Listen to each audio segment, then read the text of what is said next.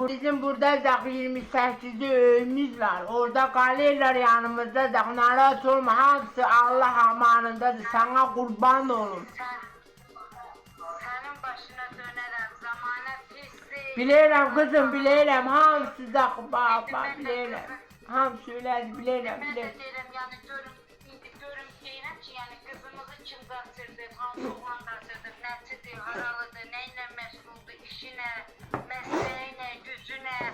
Ay sana kurban olsun. O Navastroyka nedir? Hanzara o demir vururlar. Taş, harada istəyirsən açam anam. Şeytan zavatlar. Hə, bəni istəməlidir. Bəs ailə nədir kızım? Bəs kızım, ailə nədir? Analarına baxmamalıdır.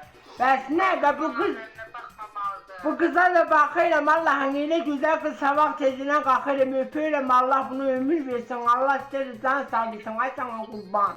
Aferin buraya görüm. Ha, Danışın bir... ne diyor? Ha, işte Akşamımız şehir olsun ha kızım, ne diyorsun? salam. Ha kızım, narahat olmayın ha. Bizim öğüdədirlər hansıca, yaxşad istəyirdədirlər, yatışırlar. Sabah dedim, mən demişəm fazla, demişəm, ay oğula bura, bax bu ailə məsələsi uşaq ocağı deyil. Şeylə, ori-buri, bir dağı deyilən, qaydıyla, bir işini quruyla, böyümüz bir yıxıyla, hatta. Hə, ona buna baxınca, hatta özünə baxınca, yox, oğul yaxşıdır, pis deyil, sabah tezdən durur, işinizə, qaylı paltarını yığır, gedir, öyə gəlir. Yəni pis deyil, biraz anası mənə baxın, biraz anası, biraz nazqaz edir, o da düzələ çəkib. Ayağının başına Haydi. yerardır. Yeraz sən eləmi? Ha, Atan zarı, bəs bir mənim qızımız da Yeraz alıb, amma sizin Gülüzdə kəndinədir. indi gör nə deyirəm, eşitsən məni? Haydi. Danışın, indi gör, bəs indi haçan indi biz gərək görək bir.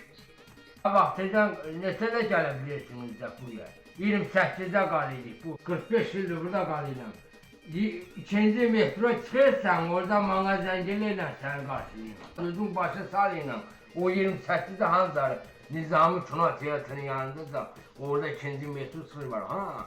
O başı salıyım, qonumdur, nədir, onu atıyla buraya gəlsin o.